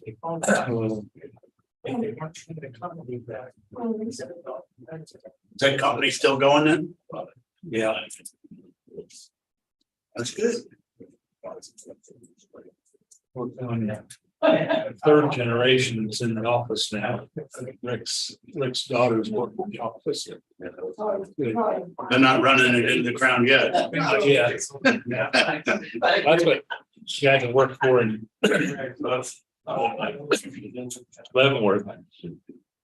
There was Cause Construction in Mexico. They started out as when they split up. Sure. And but Greg and Lexico, he was just, because it started with his dad. The other one had started with the granddad, Cause, and so and Steve was the third. And he was always saying, the study shows the third generation that crashes the company. He said, so I'm fine with mine. How are you doing? But there's a fourth generation. And Steve's retired, his daughter's in charge of it. Don't give up yet, right? Yeah. You can still happen. But no, Greg kept working every once in a while. Third generation seems to work well, so. That's good. All right, very. Now they're still going strong. Up there, so. Yes. Glad there's some business. Yeah.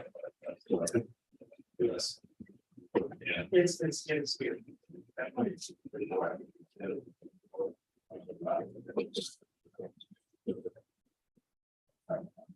That's a new. A couple days ago.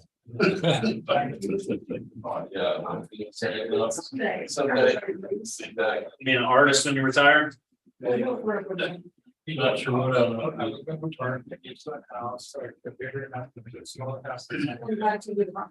You'll do a lot of it, I can tell you that. Yeah, I'm not sure. Well, I never have been so busy. I've been here today, you know.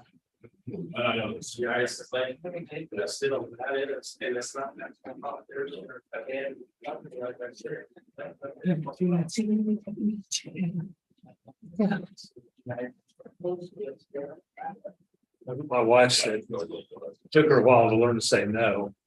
She's retired, everyone said, oh, you got time to do this, can you go put this, can you do this? And she was going all day, every day, trying to say no sometimes. Make it a habit.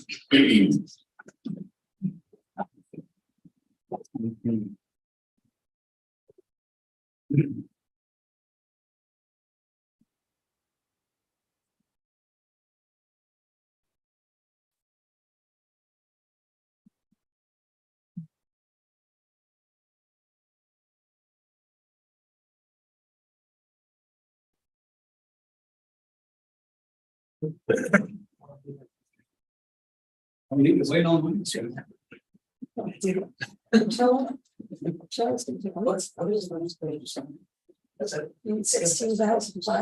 I'll give my sheet. Yeah, I know. This is, I saw the presentation first. Of all three plans, and this is an abbreviated one, doesn't, couldn't tell how much. Because the other one showed how much we would take to invest and do this, and what the return would be, and this just kind of gives a. John, you know how much acreage is available out in that remaining lot out there? I've looked at it a few times, there's. I can't. I'm not. It's 30. That was 30 or 32 or something. Yeah, I don't remember. That's all it is. Well, part of it, they look at, there's one piece next to it. You know, buying the next piece, so there's an arrow which we Had a chance to buy a long time ago. We should have bought. Yeah. But I think he'd still be willing to sell it. It's the same guy. So he I know didn't him. sell it. Oh, Yeah, some stipulation, right? Yeah, we can sell on this if you did this. Yeah, it's one, some kind of light commercial type of use, which doesn't kind of fit, but. Yeah.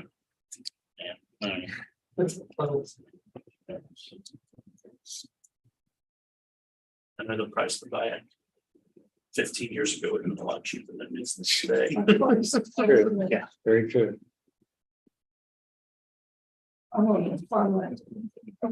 15 years, so it's farmland. That's just like I say, you know, everyone talks the price, say they're not making any more of it. It's supply and demand.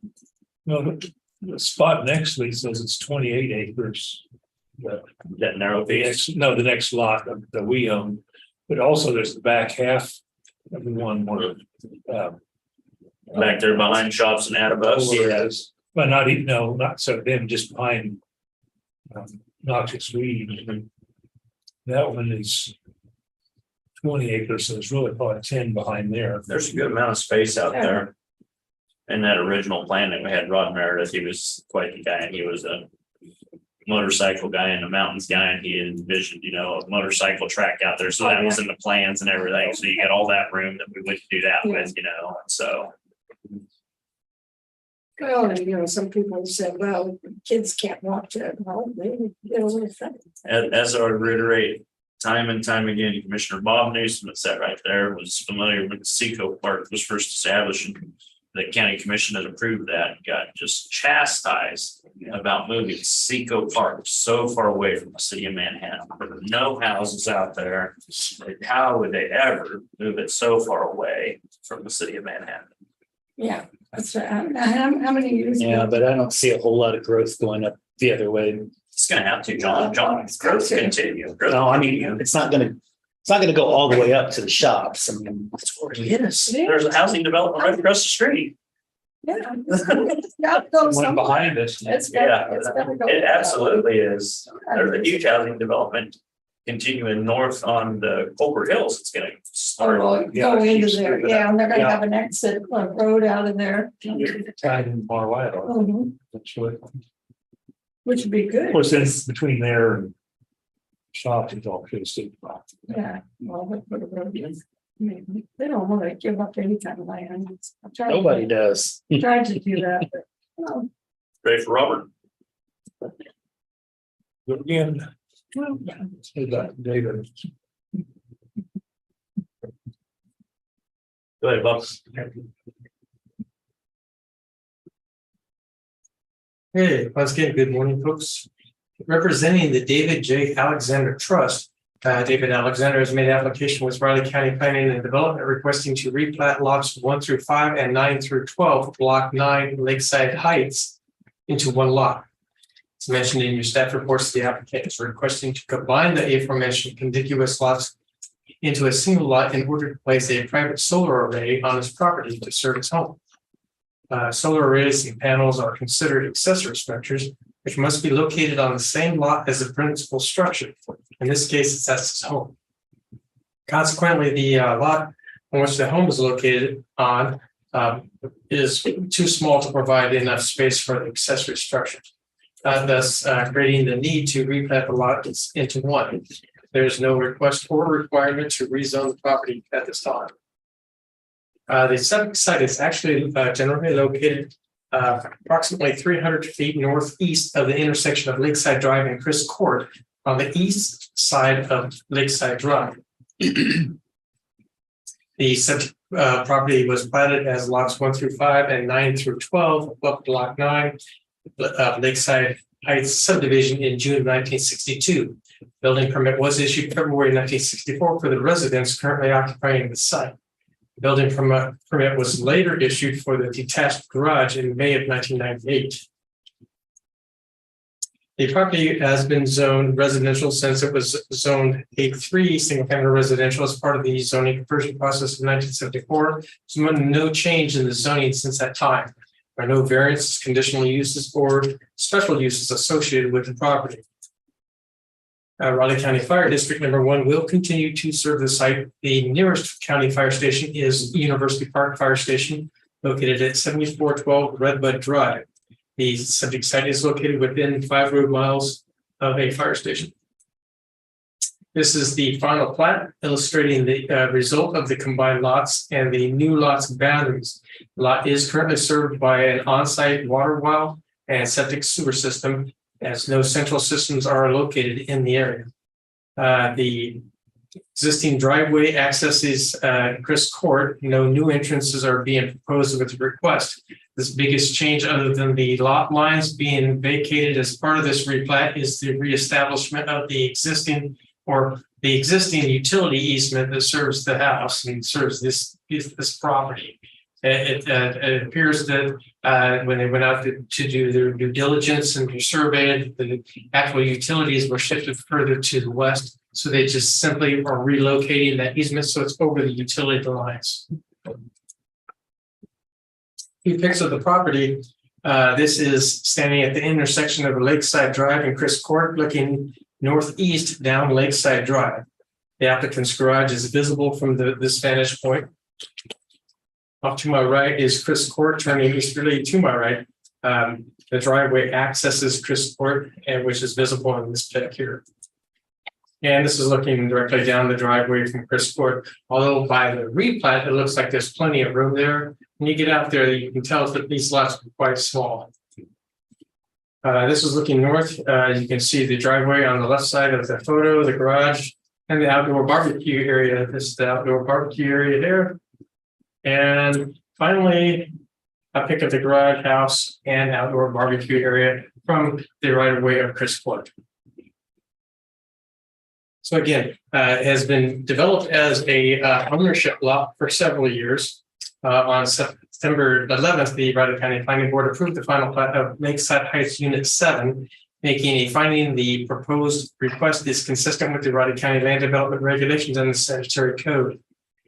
Staff recommends that the Board of County Commissioners acknowledge the approved final plat of Lakeside Heights Unit 7, accepting any easements, rights of way, or licenses as should be shown, or as shown to be dedicated on the final plat. That's all I have with this one. If you have any questions, I'd be glad to field them.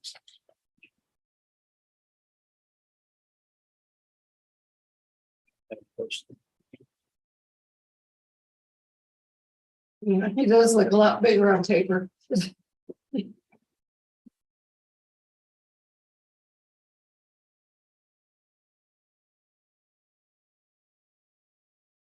I think you're sitting on top of the hill. Dave. What's that? So it looks like nice views. You're up on top of the hill. It is. Perfect. Wendy? It's a one-legged duck in the circle. Say nest. Yes. Yeah, you can see those ducks right from where he's at, right down. I'm going to make a motion then to approve resolution 092123, acknowledging the final approved final plat for the Lakeside Height Unit 7 and accepting any easements, right of ways, or licensures as shown to be dedicated on the final plat, as it was determined that all the requirements of the Rata County land development regulations and sanitary code have been met.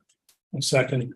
So moved and seconded to approve resolution number 092123 as presented. All in favor? Aye. All three, please sign. Thank you. Thanks, Dave. Thank you, Bob. Folks, we have some Mylars out here. We're going to find it in your leisure. Thanks, Commissioner. You have Elizabeth Ward, 11.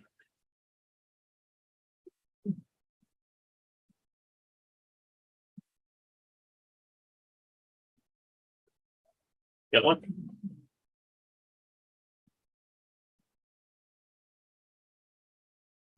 Give me any warning. Yeah, they go quick. Yeah. And like, still get used to those Nikes, rechargers, it used to be, real kind of slow down and you're going to there. Halfway in and they just stop. Yeah. Yeah. I have most of my stuff is on recharge. But I've got a whole, I've got a whole row of batteries. So it's not running. Yeah, that's what I keep, multiple batteries.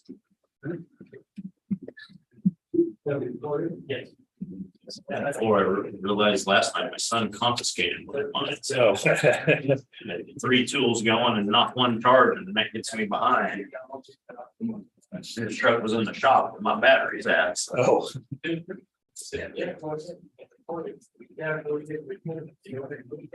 goes, I thought you had more batteries. I said I did until you stuck one of mine on your tools and left it on there.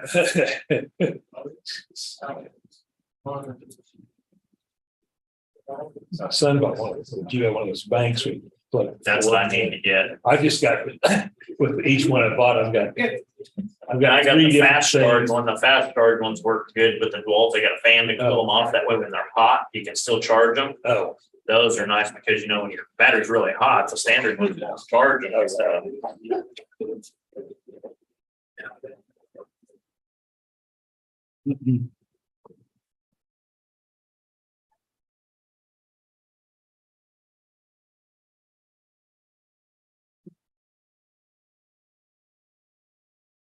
Thanks, sir. yeah.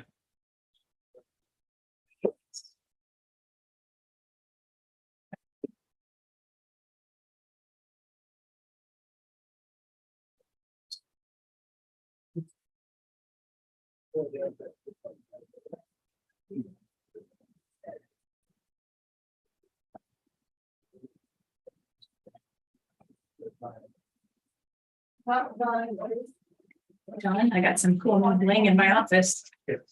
Yeah, what is it? It's a signed K-State basketball. Good deal. No, I wanted You're it. making the transition well. Well, it's Jerome Kane, so, I mean, he's a pretty cool guy. Yeah. So, You see it.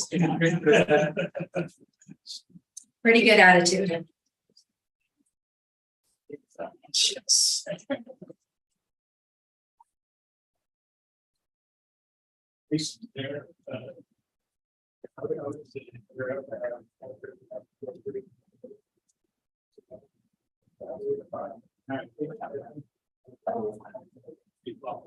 Yeah, 11. Guys. Take care.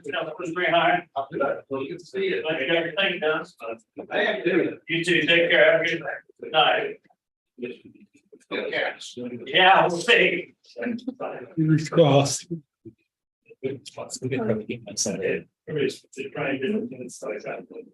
Just telling John, I feel like I'm at a point in my life where I'm.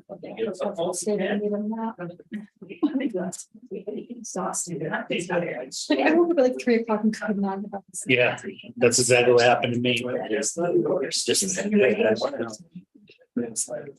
You got a 1 o'clock call on this. Yeah. I gotta make it to the Joint County meeting today. May not make it. I'm going to that. Yeah, I know. It's good, but it's good. Later. I was thinking about you all day yesterday. You said you were gonna make that presentation, maybe just make it directly to the. That office. No, it's gonna have some other office, but that office, you know, that one has presentation, that's maybe, it might be better for us to work through those challenges. It's more for this. Well, I don't really understand which side it's on, but we're being potentially. Oh, we didn't have that city county meeting. I might not make it today. Yeah. Sorry, John, you're looking like I'm feeling. I'm just worn out. It's not that good. It's not kind of said. Physically, mentally, End of just the week. worn out. Need for software, I can see, but I'm not that confident. It's been a quick week, but boy, it's. They're all quick. There's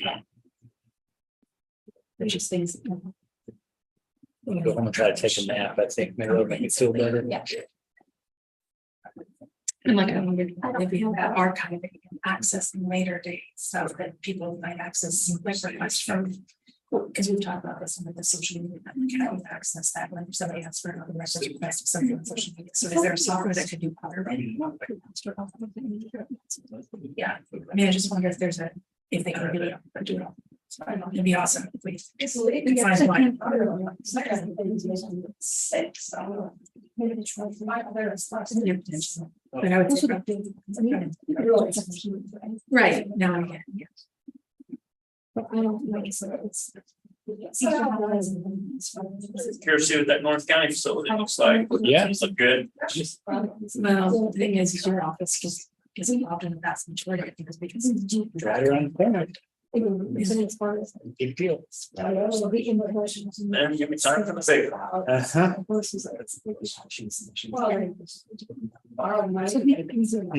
Right. A little overdue too.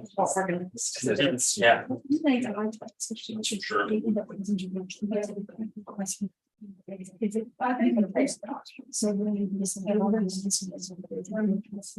Yeah, which could be happening. I think sometimes we get that, not all that, like not month after month, we get it for payroll from the companies.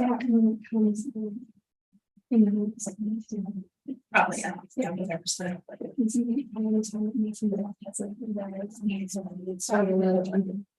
Good deal. I have. Yeah, we don't have a way to track. Also, ends up with the courthouse out here. Well, you can, but you don't necessarily just when you when you guess. Again, it takes just as much time as just answering. Yeah. I mean, you guys. Yeah. I think go ahead, I'll just go over here and sign it. Get Bob on his way.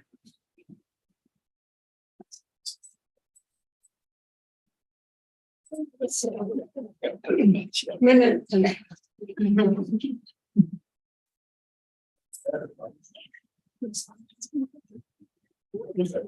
What Randy? He has a Chinese family. So.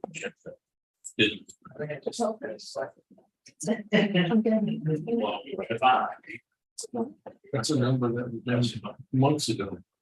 I can't remember yesterday. For the cost.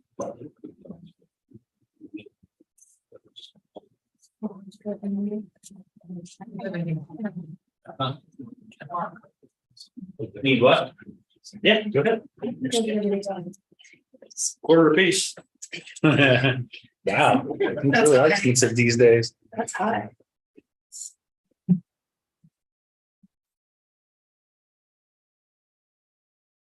Yeah, that's what would make up the difference. That's funny.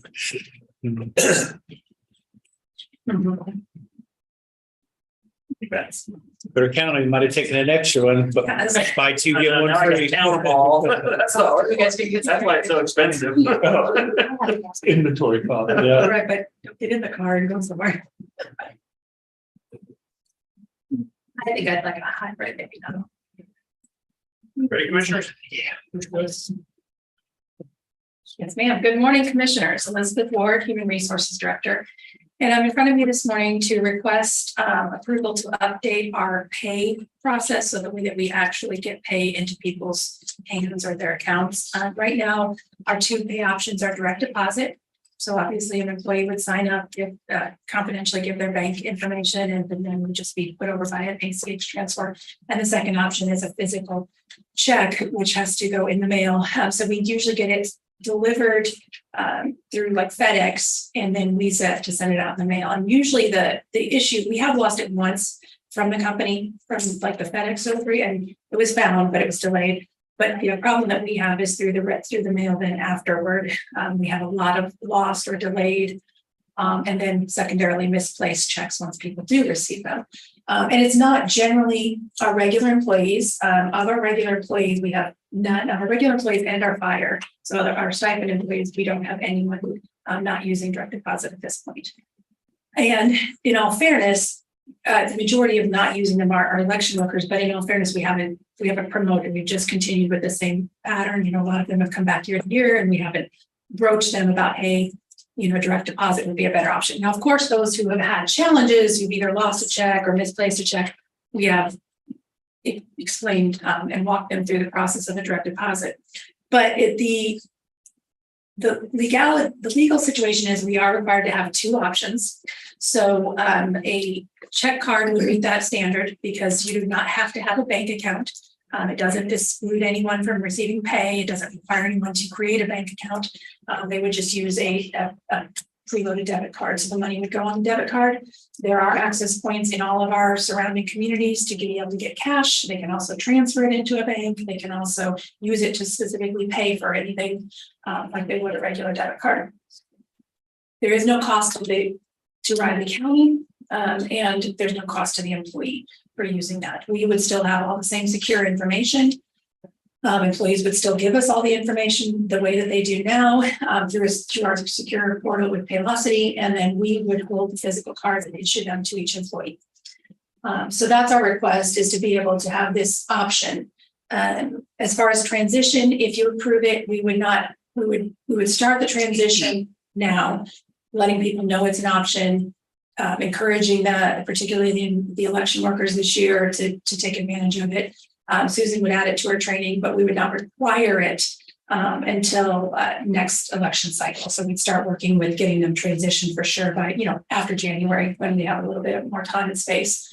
We don't want to push anyone to be uncomfortable with a short notice and put any risk to our election workers. So any questions or anything that you feel like I didn't touch on, we'd be happy to talk about. And I did ask Brittany to come because there is a piece in there when we have to reissue checks that really affects AP.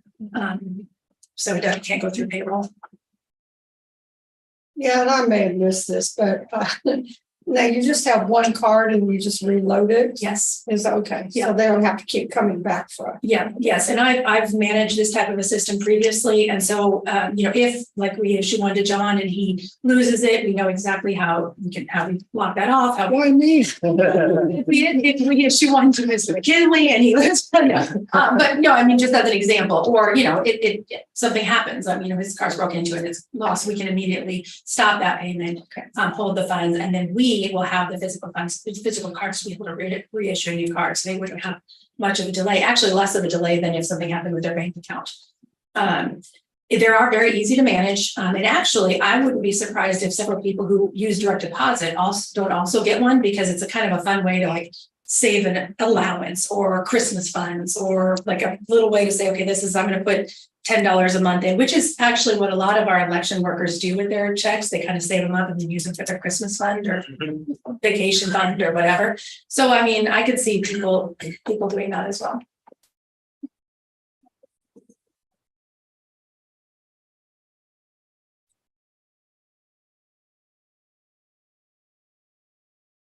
That's what the state does for unemployment.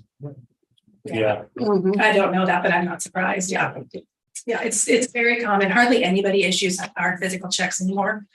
And yeah, they're just not very efficient.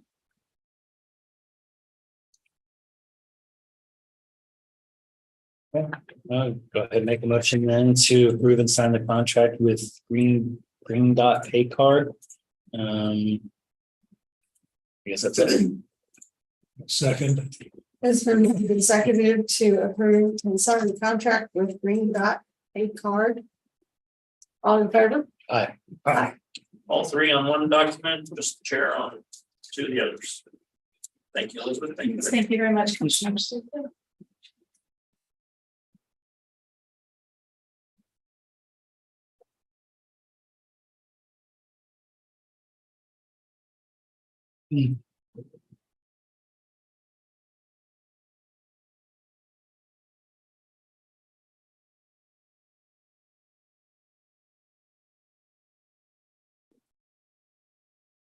Or do you want to fill in these two things? You just want one signature, you want to print it Just in? put your signature. Yeah.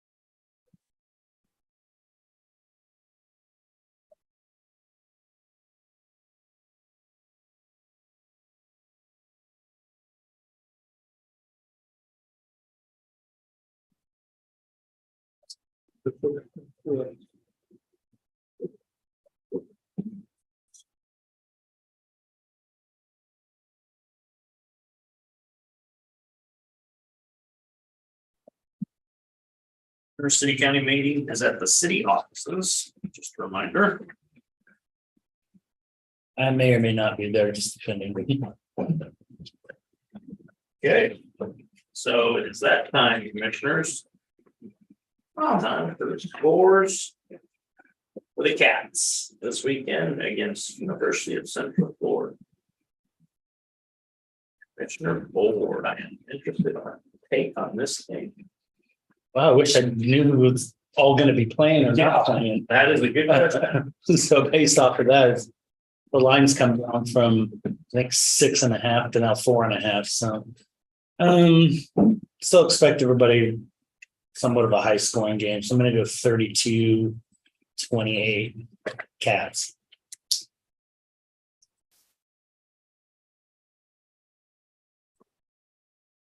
Oh.